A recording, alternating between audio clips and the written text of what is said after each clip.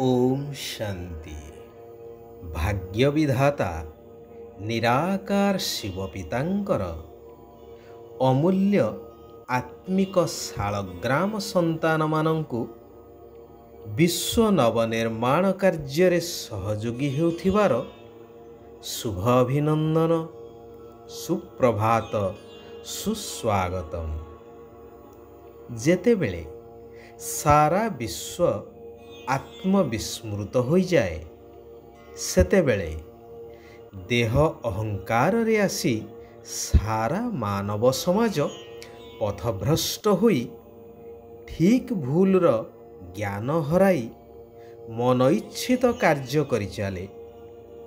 तथाकथित धर्मगुरु मानंकर शरणापन्न हुए किछि पाइबार आशारे बा समाजर प्रतिष्ठित हेबार उद्देश्य नहीं। समाजरे ब्राह्मण मानंकु वर्णश्रेष्ठर मर्यादा प्राप्त होइथिबा कारणरू सेमानंक परामर्श एवं प्रतिकार को मानि चलिबाकू श्रेय मनंती। ताहा धर्म भयर हेउ बा भक्ति भावना रे हेउ। केतेक स्थले जानी सुद्धा कि यह ठीक नुहे तथापि परंपरा को मानी सम्मान जणाई करिबा को बाध्य होइथांती, जद्वारा धीरे धीरे समाज आहुरी निम्नगामी होई दुख आउ अशांति भोग करि चलिछि। सर्वजन आकुल निवेदन करि चलिछंती कि हे प्रभु एई दुख दुनियारू नहीं चल, जेउठी सुख आउ शांति अछि।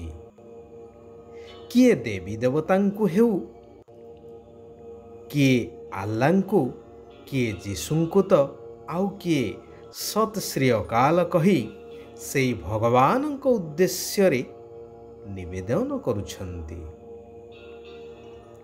तेणु भक्त मानंकर भक्तिर फल देवा पाई एई कलिजुगर अंतिम समय रे स्वयं निराकार परमात्मा को एई पुरुणा पतित दुनिया रे पुरुणा अनुभवी शरीर रे अवतरित हेबाकू पड़ी थाए।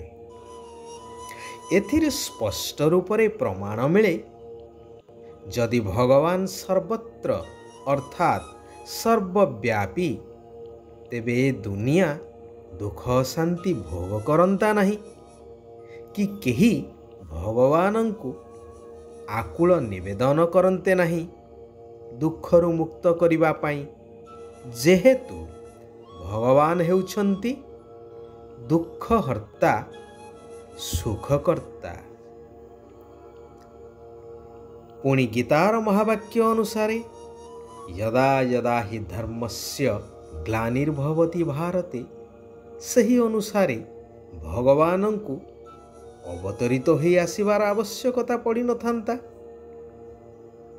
आउ जदि भगवान तुम भितरे मो भितरे सर्वभूतानां अर्थात सबु प्राणी भितरे तेबे जीव हत्या करी खाद्य खादक साजिबा केते दूर युक्ति संगत। पुनश्च भगवान जदि सर्वव्यापी तेबे मंदिर मठ मस्जिद तीर्थ व्रत आदि जीवार आवश्यकता ही रहिबो नाही। तेबे बुद्धिजीवी मानंकु एहा उपरे थरे गभीर भावरे विचार करिबा आवश्यक। जुग पर जुग घूरी चलिबो, सुख आउ दुखर खेल चलिबो। ए अविनाशी सृष्टि नाटक चारि जुगरे थरे परिवर्तन हेबो, जेहेतु शेषरे अर्थात कली जुगरे संपूर्ण पतित तम प्रधान होई आत्मा कला शून्य होई दुखी हो जाए। ଏହାପରେ ପୁଣି ସମ୍ପୂର୍ଣ୍ଣ ସୁଖଦାୟୀ ଦୁନିଆ ଅର୍ଥାତ୍ ସତ୍ୟଯୁଗର ଆରମ୍ଭ ହୁଏ। ତେଣୁ ସେଠିକୁ ଯିବା ପାଇଁ ହେଲେ ସେହିଭଳି ଦୈବୀ ଗୁଣ ସମ୍ପନ୍ନ ବା ସମ୍ପୂର୍ଣ୍ଣ ପବିତ୍ର ସତୋପ୍ରଧାନର ଗୁଣାବଳୀ ତ ଆବଶ୍ୟକ ନା। ତାହା କରେଇବା ପାଇଁ ସ୍ୱୟଂ ଭଗବାନଙ୍କୁ ଏହି ସଙ୍ଗମ ଯୁଗ ଅର୍ଥାତ୍ କଳିର ଶେଷ ଏବଂ ସତ୍ୟ ଯୁଗର ପ୍ରାରମ୍ଭ ଏହି ସଙ୍ଗମ ଯୁଗରେ ଥରେ ମାତ୍ର ଆସିବାକୁ ପଡ଼ିଥାଏ। ସମସ୍ତଙ୍କୁ ମୁକ୍ତି ଆଉ ଜୀବନ ମୁକ୍ତିର ରାସ୍ତା ଦେଖାଇବା ପାଇଁ,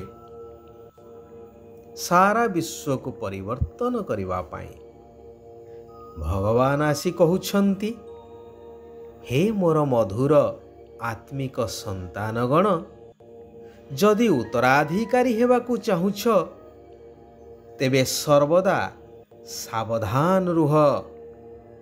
କୌଣସି ବି କାର୍ଯ୍ୟ ଶ୍ରୀମତ ବିରୁଦ୍ଧରେ ଅର୍ଥାତ୍ ଭଗବାନଙ୍କର ବର୍ତ୍ତମାନର ମହାବାକ୍ୟ ବିରୁଦ୍ଧରେ ନ ହେଉ। ମାୟା ଅତି ପ୍ରବଳ, ଟିକିଏ ବି ସୁଯୋଗ ପାଇଲେ ସମ୍ପୂର୍ଣ୍ଣ ଧରାଶାୟୀ କରିଦେବ। ସେଥିପାଇଁ କୁହାଯାଏ ନା, ସାଧୁ ସାବଧାନ। ଶିବ ବାବା କହୁଛନ୍ତି, ଦୁଇ ପ୍ରକାରର ଉତ୍ତରାଧିକାରୀ ସନ୍ତାନ ମୋ ପାଖରେ ଅଛନ୍ତି। ଗୋଟିଏ ହେଲେ ସମର୍ପିତ ସନ୍ତାନ, ଯେଉଁମାନେ କି ମାତା ପିତାଙ୍କର ପ୍ରତ୍ୟକ୍ଷ ପାଳନା ନେଉଛନ୍ତି, କିନ୍ତୁ ସେମାନଙ୍କର କର୍ମର ଗତି ଅତି ଗହନ ଅଟେ। ଦ୍ୱିତୀୟ ପ୍ରକାରର ହେଲେ ଯେଉଁମାନେ କି ଘର ଗୃହସ୍ଥରେ ରହି ପବିତ୍ର ଏବଂ ନିମିତ୍ତ ହୋଇଛନ୍ତି, ସେମାନଙ୍କୁ ସମ୍ପୂର୍ଣ୍ଣ ସମର୍ପଣ ହେବାର ପରିଶ୍ରମ ନିଶ୍ଚିନ୍ତ କରିବାକୁ ପଡ଼ୁଛି। କିନ୍ତୁ ଯଦି ସମ୍ପୂର୍ଣ୍ଣ ରୂପେ ସମର୍ପଣ ହୋଇଯିବେ ଆଉ ନିମିତ୍ତ ହୋଇ ସବୁକିଛି ସମ୍ଭାଳିବେ, ସମସ୍ତଙ୍କ ଠାରୁ ମମତ୍ୱ ତୁଟିଯିବ, ତେବେ ସମ୍ପୂର୍ଣ୍ଣ ସମ୍ପତ୍ତିର ଅଧିକାରୀ ହେଇପାରିବେ। ସେଥିପାଇଁ ଶିବ ବାବା କହୁଛନ୍ତି, ବଞ୍ଚିଥାଉ ଥାଉ ଦେହ ସହିତ ସମସ୍ତଙ୍କ ଠାରୁ ବସ୍ତୁ ବୈଭବ ସବୁକିଛି ଠାରୁ ମମତା ତୁଟାଇ ନିମିତ୍ତ ହୋଇ ରହିବାକୁ ହେବ। ଏହା ସବୁକିଛି ଭଗବାନଙ୍କର ଦେନ୍। କେବଳ ମୋତେ ନିମିତ୍ତ ହୋଇ ଆକୁ ସମ୍ଭାଳିବାକୁ ପଡ଼ିବ। ଏହି ସ୍ମୃତିରେ ସବୁକିଛି କରିବାକୁ ହିଁ ହେବ। ଶ୍ରେଷ୍ଠ କର୍ମ କରିବାକୁ ହେବ ଶ୍ରୀମତ ଆଧାରରେ। କେବେ ହେଲେ କାହାକୁ ମନ, ବଚନ ବା କର୍ମ କେଉଁଥିରେ ମଧ୍ୟ ଦୁଃଖ ଦେବା ଉଚିତ ନୁହେଁ। କୌଣସି ବି ବସ୍ତୁ ପ୍ରତି ଲୋଭ ରଖିବା ଉଚିତ ନୁହେଁ।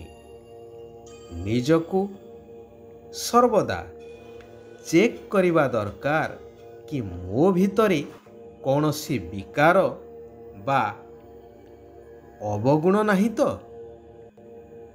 ଦେହ ଅଭିମାନକୁ ଛାଡ଼ି ଏକମାତ୍ର ନିରାକାର ପିତାଙ୍କୁ ସ୍ମରଣ କରିବାର ଶ୍ରେଷ୍ଠ କର୍ମ କରିବା ଦରକାର।